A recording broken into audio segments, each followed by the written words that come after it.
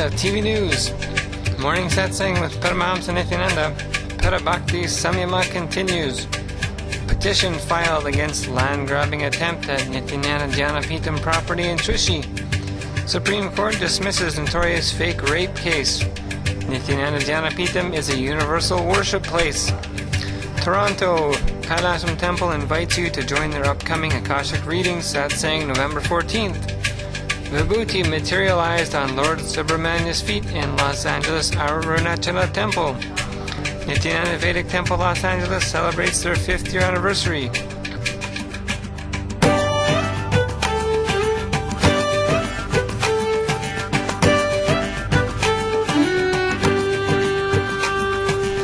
Nithyanandam and welcome to Nithyananda TV News for Saturday, November 10, 2012, the year of meditation and cosmic partying, the kind that doesn't do damage to our bodies.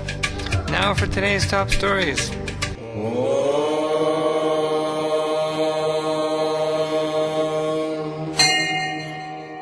Morning Satsang with Living Incarnation Paramahamsa Nithyananda. Parabhakthi Samyama continues. This morning, during the most watched live daily internet spiritual program on the planet, 1,192 places from 257 cities in 26 countries joined with Nithyananda TV for Morning Satsang with Paramahamsa Nithyananda. Today, Swamiji gives the definition of Parabhakti. When human beings witness and appreciate divine qualities in each other, they radiate Parabhakti. The practice of Parabhakti, observing the presence of God in everybody, leads us to see the great possibilities even in criminals, because everyone carries some spark of divinity within them. Write your stories and read and comment on all others at facebook.com/notes and facebook.com/enityananda. And add your photograph and write about your background. Until November 27th, this Parabhakthi Samyama will continue. Appreciate at least 1,008 people's divine qualities, and you will live in heaven and never see humans the same. You will see their divine qualities. Share your stories of demonstrating divine seeking and spiritual strength. And the Nirahara Samyama entered the 5th day of 2nd level today and will wrap up just in time for Diwali, November 13th. It will attack. Same way, till you see something more than 5 senses, you don't become a seeker. You are like an animal hunter tiger. Animal hunting tiger. You are not a man-eating tiger. But sometime, rarely, by accident or mistake or some way, if you hit upon something which is beyond 5 senses, then you become a seeker. Just like man hunting tiger, you want now only salty blood. You only want now something which is more than 5 senses. Understand? The moment your taste beyond 5 senses starts, even if you continue to have the taste of the 5 senses behind, even if you are playing both the games, trying to have something which is beyond 5 senses and something within 5 senses, even then it is a divine quality. Understand? Your journey has started. Your journey has started. Your spiritual journey has started. I want every one of you to see these great divine qualities of seeking,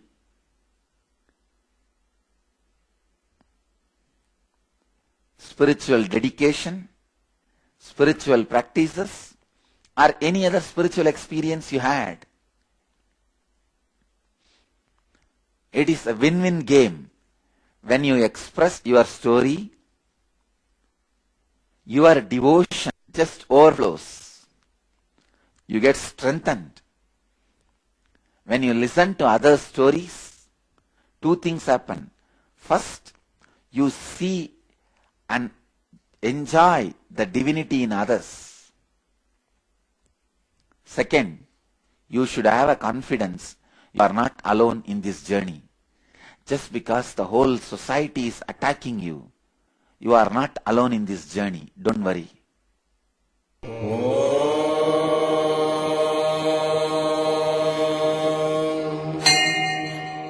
Petition filed against the land-grabbing attempt at Nithyananda Dhyanapeetam property in Trichy. 7th of November 2012, Sri Nithyananda, Ashramite of Nithyananda Dhyanapeetam, submitted a petition against the attempts made by certain individuals who have been trespassing and trying to grab the Nithyananda Dhyanapeetam ashram property at Navalur, Kuttapattu near Trichy in Tamil Nadu, and who have been threatening to kill the devotees. The petition was made to the Tamil Nadu Chief Minister, Governor, DGP, Director General of Police, Inspector General, Deputy Inspector General, Superintendent of Police, Deputy Superintendent of Police, Local Inspector, and the Human Rights Commission.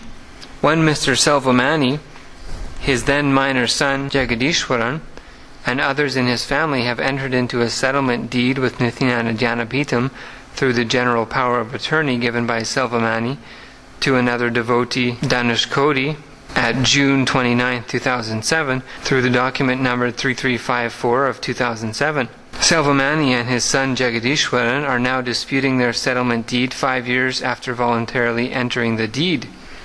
The complaint outlines further that from that time onwards the ashram and devotees have been enjoying peaceful possession of the property. They performed the Bhumi Puja and then planned and started to construct a building worth about 20 lakh rupees. Selvamani, Edumban, and some other devotees started with the construction. When the construction reached about 30% progress, with the help of donations raised from devotees, Edumban has found to be misusing the donations. So the ashram removed him from the responsibility of constructing the building. Angry at this, Edumban got hand in glove with his relative Selvamani, and they stopped the construction of the building as well as the pujas and day-to-day activities of the ashram and started troubling the devotees. Selvamani filed a baseless case against Nithyananda Dhyanapeetam. He also used his minor son Jagadishwaran to file another case with no standing as well. The petition states that on the 28th of August 2011, Edumban, Jagadishwaran, Selvamani and another relative of his came with weapons like iron rods, sickles, sticks, etc., and trespassed into the property and shouted at the devotees using bad words and filthy language. They pulled out the sacred Trishul that was worshipped. Again on the 30th of September 2011 at about 10:30 a.m. they trespassed and threatened the devotees using foul language that no pujas or construction work should be done on the property, else they would cut the throats of and kill the devotees. This threat led to the devotees wanting to give a complaint in the Ramji Nagar police station, but Selvamani and others came forward and requested to settle the issue and pleaded not to make a complaint. The devotees in turn relented and didn't complain, but Selvamani and others started spreading false charges against the devotees amongst the public. They went to the police and gave false complaints against the devotees and came every now and then and threatened the devotees not to do any activities on the property. The petition explains this led to the devotees not being able to enjoy peaceful possession of the property and not able to do any of the regular activities on the property. This has been depressing and stressful, and they are unhappy and upset with the situation. The petition points out that the case is sub judice and pending in the court, and such acts of coming illegally and threatening the devotees, spreading false allegations, and illegally trying to occupy the land is an insult to the court. This goes against the legal right of possession and their basic human rights. The petition states that the case is in court and the ashram will fully abide by the court's directions at all times. It requests the various authorities to interfere and take appropriate action against the people who are illegally creating problems and to provide proper security for the devotees to go about their daily activities on their rightful property.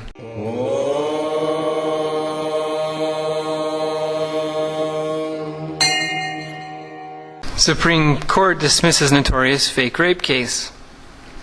It is heartening to see that the Supreme Court of India has quashed the infamous false case of rape against filmmaker Madhur Bhandarkar made by model and starlet Preeti Jain.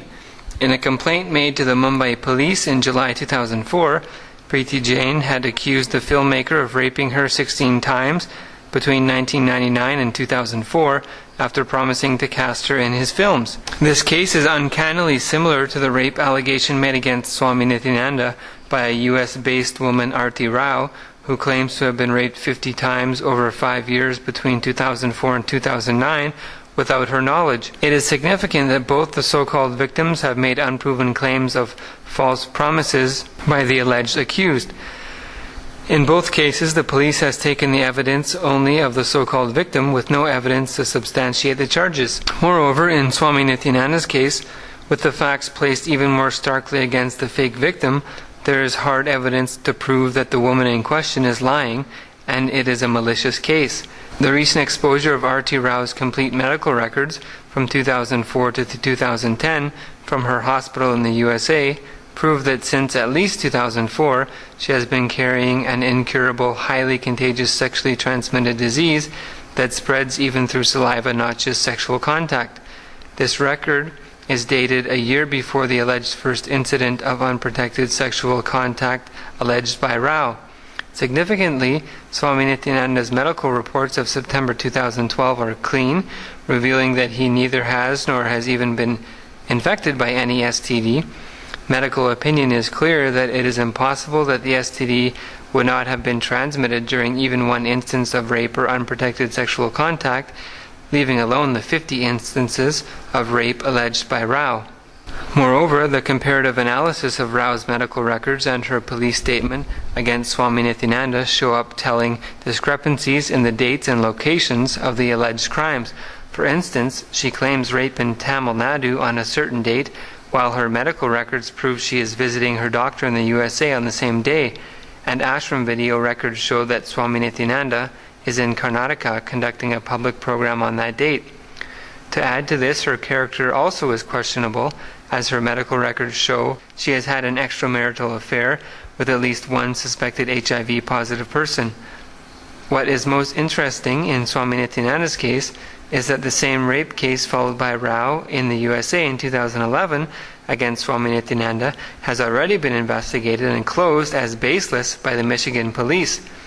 Swami Nithyananda and his devotees have been facing relentless defamation and persecution on the basis of this false case since 2010. As a result of the false charges, Swami Nithyananda was even forced to step down from his position as 293rd Pontiff of Madurai Idinam, the world's oldest Hindu establishment. In these circumstances, the Madhur Bhandarkar verdict is being welcomed by Swami Nithyananda's devotees worldwide, who are enthusiastic that with the compelling evidence now available against the alleged victim's false claims, a similar verdict of justice can be expected in Swami Nithyananda's case as well. Read more about this case through nithyananda.org/news.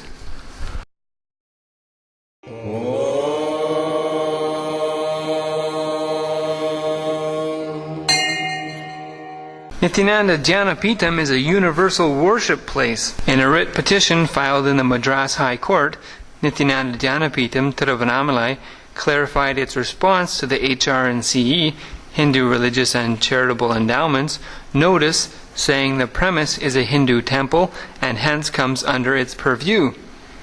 The case was heard today, November 6, 2012, and adjourned for further hearing. The petition clarifies that Nithyananda Dhyanapeetam Tiruvannamalai is a yoga and meditation center. It is neither a temple nor a place of worship or a Hindu religious institution, attracting the jurisdiction and control of Hindu Religious and Charitable Endowments Act 1959. As per Section 616 of the Act, a religious charity means a public charity associated with the Hindu festival or observance of a religious character, whether connected with a mat or temple. But Nithyananda Dhyanapeetam is a public charity formed with an intention of propagating yoga and meditation worldwide. It is not a place of only Hindu worship, but a universal worship place, where people belonging to all religions who participate in the yoga and meditation programs do meditation. The murtis and lingas are for the private worship of the meditation and yoga participants. People come to Nithyananda Dhyanapeetam for listening to the discourses, satsangs of Swami Nithyananda, who they revere as Guru, Master, and for availing of the services of daily anadan, free food, and regular free medical camps. Both these are not Hindu religious acts, but public services available to one and all, irrespective of caste, creed, and religion. The flag post on the premises is also an organization flag post made of iron, carrying the flag of the organization throughout the year, rather than a temple flagstaff, which according to Agama has to be made of wood clad with brass and carrying the figures of Garuda or Nandi and hoisted on festival days. There is no archagar or temple priest either on the premises. Regarding the statues or various deities, the petition clarifies that these are not consecrated deities, but statues on whom the fine carving and finishing touches are done for them to be sent to various Nithyananda meditation centers all over the world. The daily arti offering, as well, is done to the Arunachala hill. The nakshatra deities are also for meditation and yoga participants to meditate near their corresponding star deity. Nithyananda Dhyanapeetam hosts people of all faiths such as Christians, Muslims, Hindus, etc.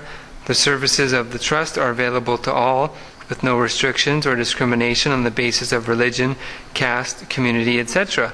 Also, Swami Nithyananda is revered and worshipped as a living incarnation by his devotees and disciples belonging to different religions like Hinduism, Buddhism, Jainism, Christianity, Zoroastrian, Judaism, Chaldee, Baha'i, Confucianism, Taoism, Islam, Shinto, etc., and Tiruvannamalai, being his place of birth, is considered to be sacred by his devotees and disciples. The petition points out that the notice by HR and CE has been a hurried one and issued without proper investigation and inquiry into the facts.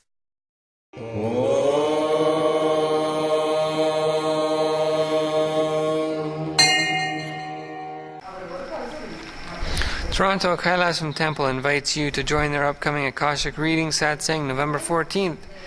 Join us at Canada Sabarimalai Ayyappan Temple for the live webinar on two-way conferencing at Sun City Plaza, 2761 Markham Road, Unit 30, November 14th at 10 a.m. Eastern Standard Time. Get answers to any questions about the past, present, or future. Be healed of physical and emotional problems with just a look or a word. Understand the reason behind your life's happenings. Dissolve karmic blockages from the past. Receive blessings to fulfill your right desires and get the clarity to redesign your future. Please send your question to kailasam@nithyananda.ca by Monday, November 12th.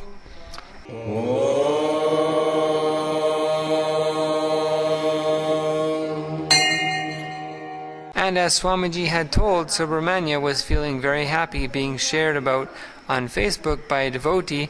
Vibhuti materialized on Lord Subramanyas' feet in Los Angeles Arunachala Temple.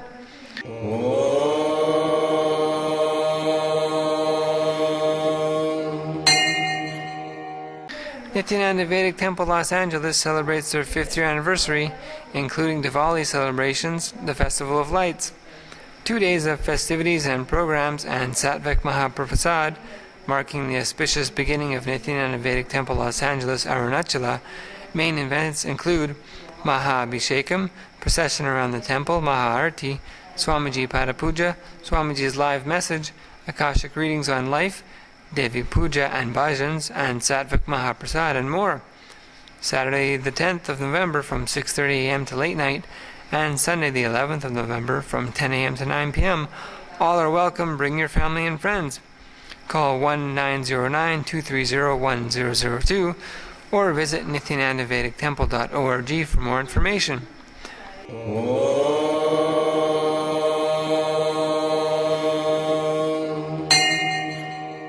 That's all from Nithyananda TV News for now. Thank you for joining us, and let us end our news with a bliss dose from the Avatar. Whenever your past is not torturing you, it is not a pattern.